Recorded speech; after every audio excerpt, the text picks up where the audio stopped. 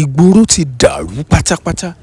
ẹ̀yin ọ̀láyin lọ ẹ̀yin náà lẹ́sẹ̀ lẹ́rìí lẹ́yìn ìgbà tẹ́ ẹ bá ka gbogbo kọ́mẹ́ǹtì táwọn ènìyàn tí wọ́n fi sí ìkànnì ayélujára ẹ̀yin lẹ́yìn ìgbà tí ọkọ Toyin Abraham tó fi fọ́nrán kan síta níbi tó ti fẹnu konu pẹ̀lú eyín òṣèré orí ìtàgé obìnrin bíi tiẹ̀ ẹ má lọ bí kankan ẹ farabalẹ̀ ka kọ́mẹ̀ntì àwọn èèyàn tẹ́ ẹ bá ti ka kọ́mẹ̀ntì wọn tán ẹ̀yin náà wà lọ sí comment section ibi báyìí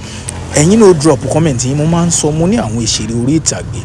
mo ní ẹni tí ó bá láfaradà lọ́kùnrin tàbí lóbìnrin ó lè fẹ́ òṣèré orí ìtàgé ẹgbẹ́ tẹ́ni sọ ó ní tó àǹtí Tóyìn the Lord is your strength your second name is endurance ẹ sọ ẹ rí i pé òun sọ pé kí ni o tí ọba jẹ́ pé Tóyìn Abraham kò ní àmúmọ́ra ó ṣeé ṣe kí nǹkan ó ti bàjẹ́ eléyìí sọ afọ̀fíẹ́ o before coming to comment section I be dey think say another regional dialect and kini kan don le pause here keka ẹ wọlé òun sọ make una dey respect una marriage ọmọ na wa o ẹja tún rí intelu mi tún sọ oní comment mi ẹja tún rí ẹni sọ pé if na Toyin now internet go don blow fire today women dey see sege o ẹ gbọ́ kí lè ro tiyín lórí eléyìí ó lágbára o nǹkan bẹ subscribe.